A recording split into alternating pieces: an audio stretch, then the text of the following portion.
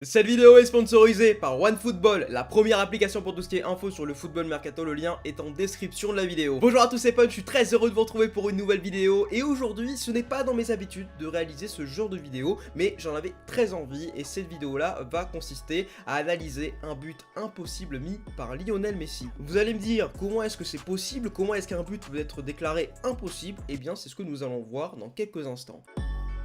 Pendant la finale de la Copa del Rey de 2015, Lionel Messi a démontré sa technique qui font de lui l'un des meilleurs footballeurs de la planète, avec son premier but du match. Après avoir reçu le ballon juste après la ligne médiane, Messi passe presque de 0 à 31 km/h en seulement 2,7 secondes. C'est une accélération aussi rapide que le rapide joueur pro de football américain Jamal Charles. Et Messi le fait avec le ballon à ses pieds. Mais trois défenseurs tentent de le piéger sur la ligne de touche, chacun à moins de 2 mètres du ballon. Messi commence alors à décélérer, ce qui lui permet de réaliser 3 contrôles de balle court et de battre des joueurs de Bilbao efficacement en seulement 1,2 secondes. Dès qu'il rentre dans la surface, Messi effectue un intérieur-extérieur pour s'ouvrir un espace de plus d'1,50 m. Ça lui donne juste ce qu'il faut pour déclencher une frappe de 75 km/h près du poteau que le gardien manque malgré ses bras étirés et il lui manque moins de 15 cm pour toucher le ballon.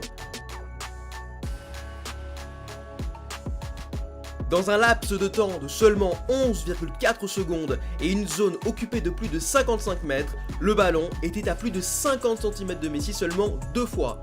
Et pour un total de moins de 2 secondes, la finition étant aussi spectaculaire que le dribble pour mettre le ballon dans une fenêtre de tir aussi petite.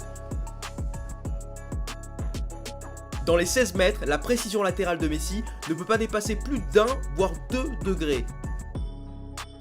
Ça veut dire que si le point de contact de Messi dans le ballon avait dévié vers la gauche ou la droite de seulement 1,5 mm, il n'aurait pas marqué. C'est une marge d'erreur égale à un brin d'herbe de pelouse.